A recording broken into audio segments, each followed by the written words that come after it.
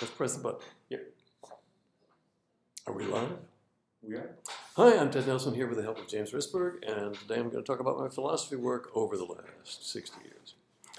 So I was always interested in philosophy as a kid, and then I was a philosophy major at college under a very charismatic guy named Michael Scriven, who was an Oxford analyst, first person who understood every word I said, and I pretty much understood what he said.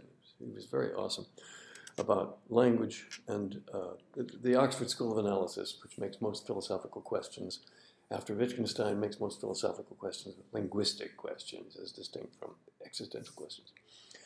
But what I became interested in, it started essentially with linguistics. I took a linguistics course my second year at Swarthmore. I took extra course my second year because of what they didn't have at Swarthmore. I took a linguistic course at University of Pennsylvania with Zelig Harris. Now, Zelig Harris, it turns out, was Chomsky's teacher as well, but that doesn't, that's not relevant. He put me onto a, what?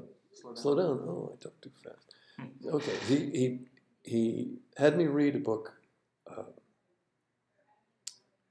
I would remember the author, but I don't at the moment. A structural linguist, and it was a manual for how to create a written language from scratch, from a language that has not been written, presuming that you have a cooperative informant. And it turns out that language, we talked about language as a child all around the dinner table when I was a child, and fascinating questions of linguistics, all solved by this method. So linguistics, structural linguistics, again, and that's a school that has been more or less forgotten these days under Chomsky's influence, but it's still perfectly valid. In structural linguistics, you dissect a language by finding out its basic sounds. Now, the point is that languages have different sounds. For example, the sound, which is an English sound, as in the word cat and at, is rather rare, but it's also in Finnish. But the boundaries of a sound are different within different languages. And so this is called phonemics. So a phoneme is that class of sounds which are recognized by a speaker as being the same sound. And so phonemes vary from language to language, and their boundaries vary from language to language. Then there are morphemes. What's a morpheme? Well, a word is a morpheme. A morpheme is a unit of a combination of phonemes that has a meaning, or it's maybe several combinations of phonemes that have a meaning because they may be pronounced differently in different contexts. But so you have a word which is a free morpheme, meaning it can occur by itself, but you also have bound morphemes such as ing in English. Ing has meaning, and it's a morpheme, but it has to be attached to a verb. So that's phonemes and morphemes, and then there's phonemics and morphophonemics. Well, I found all of this completely thrilling. And then I extended the concept. What had they done? Basically, it was Sapir and Bloomfield. He was the guy who wrote the book I referred to. Sapir and Bloomfield, I believe, formalized structural linguistics as I've just described it. And this was a process of abstraction, of looking at a broad array of stuff and reducing it to its essential structures. Now, of course, this is what science has done all along, but I wanted to make a model of how this worked. And so I wrote for my Professor Scriven in I took an incomplete that year, so that term, so I wrote it in the spring of 1957, a piece I called Schematics, Systematics, Normatics. And what I meant was, and I never used the linguistic example, unfortunately, although it was foremost in my mind. What I meant was finding the structural elements of a broad array of things and making a model of them. So that was a schematic structure. And systematics would be the variations of that structure, and normatics was a systematic structure applied to issues of should, how things are supposed to be, moral philosophy, ethics. So this was a pretty broad paper, but a structuralist paper saying, we're looking for structure. We're trying to express as units and relations the way things are. Now, of course, physics does this, and chemistry does it, but I was trying to look at the heart of what is being done in all of these fields, and including the social sciences as well. And so I'm a structuralist. So I thought we could express things in terms of units and relations. So it turns out the the same thinking was going on in the computer field later at that same time under the name semantic nets. But of course, I knew nothing about computers at the time. I was just thinking abstractly that we could have a network of relations and their definitions. So the definition, in turn, is another structure sticking out of the relationship, and that too can have a definition sticking out of its relationship. So that trying to visualize the structure of sticks, or as mathematicians would say, graph structure, among all these things, that was schematic philosophy in that first paper. Well, I have gone on thinking about this for years and rewritten it. I had many different titles. I think my first was going to be Truth, Man, and Choice. The next one was going to be 2 books called The Ranges and Changes of Ideas and the Caring and Daring of the Human Soul. And the next version was going to be called The Whole Thing. And I wrote that up in 1961, and you can see it on the Internet Archive. It's actually, it was a real cut and paste manuscript. I had cardboard sheets about 11 inches wide and 30 inches long.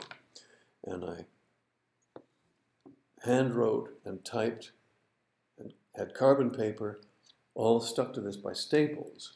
And it goes on, and then it got flooded in the Cambridge basement when the sewers rise, so it looked pretty terrible. And it's all pink. So it's very interesting to look at, and you can look at that in the Internet Archive and read it. It's never been transcribed further. But that was a first version. And then other versions I wrote, well, I was surprised to find only the other week, a version I had written in 1960. Anyway, 1982, when I was at Data Point.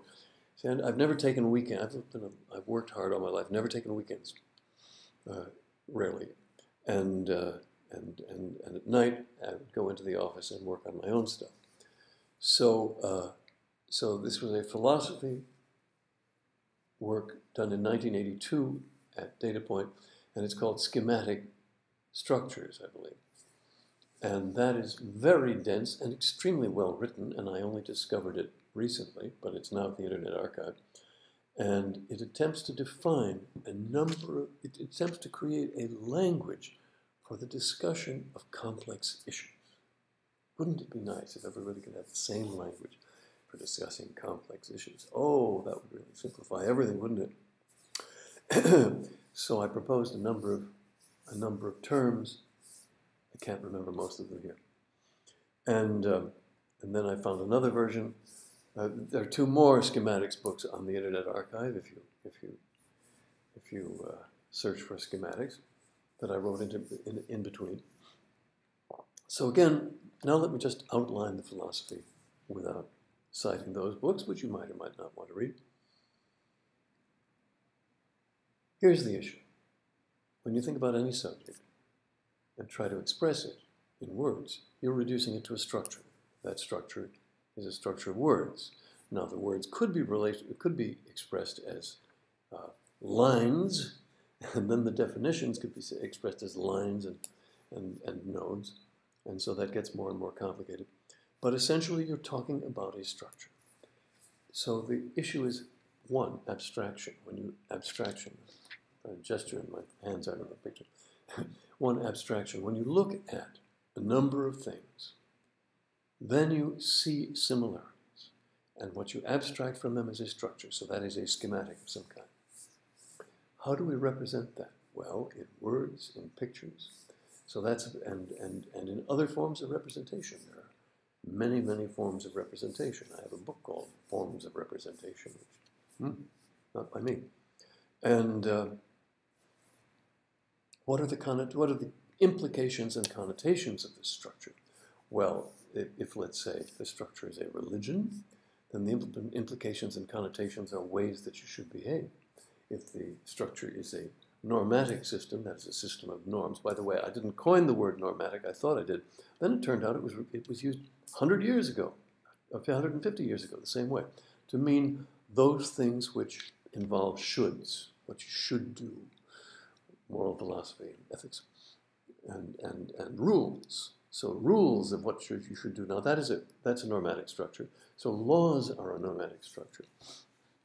And the making of laws is normatic thinking around what structures to make. So those are the three simple areas of schematics. I've thought of a couple more in recent years. One especially I like is idemics. Now, what is idemics? Idemics is the interplay of notions and structure. What do we mean? Well, you have a notion in your head. How do you express it in words? That's creating a structure. You have a notion in your head, make a diagram. That's expressing a structure. Then you look at that diagram and say it's not quite right. So you go back to the notion and compare it with the structure and try to make a better structure. Now, many arguments are idemic because one party has one set of notions and the other party has another set of notions, and fixing these into specifics, that is the process of idemics, and negotiation is the process of changing idemically one person's notion to compromise with another person's notion or somehow work it out. So it seems to me this is an extremely useful way of thinking, but whether the word will ever catch on, I don't know. Another was phlegmatics. What is phlegmatics? Well, phlegm means river in Latin. And so phlegmatics, and my favorite philosopher is not Aristotle, who just made everything into a hierarchy, or Plato, who had this idiotic notion that there's a perfect everything, a perfect cat. No, there's not a perfect cat. A perfect state. Well, wouldn't that be nice? But Heraclitus. So Heraclitus was the Greek philosopher who said, you can never step in the same water twice, never the same river twice, because all the molecules are different. And so I had a great insight, a great vision when I was 5 years old, my hand running through the water and the water changing around me. And I was visualizing the ways of imagining this as relational structures, as diagrams, and how the same molecules, I didn't know the term, but the same points in the water were differently connected on the other side as they passed through your fingers. And I thought, oh, if that is so complex to visualize, just think how complex the whole universe is to visualize. Was I wrong? So that was a great insight, and that was Heraclitan, because Heraclitus is the guy who said, we don't have the same water every time we step into the river. And everything changes, but at the same time, things stay the same. So change and sameness are the same. So what is the schematic persistence over a range of variations? That is phlegmatics, dividing a changing manifold of water, of time, of life, of thinking, dividing that into pieces. That is a phlegmatic division. And attempting to find structures that are representing it, that is the schematics of that phlegmatic representation. Perhaps I should stop at that point, because that's how I think. And it's hard to express things to people in those ways, because this terminology has not caught on, and probably won't. But for a few of you, who knows? Maybe it's a useful way of thinking. I hope so. Thanks very much. How do I shut off? Click.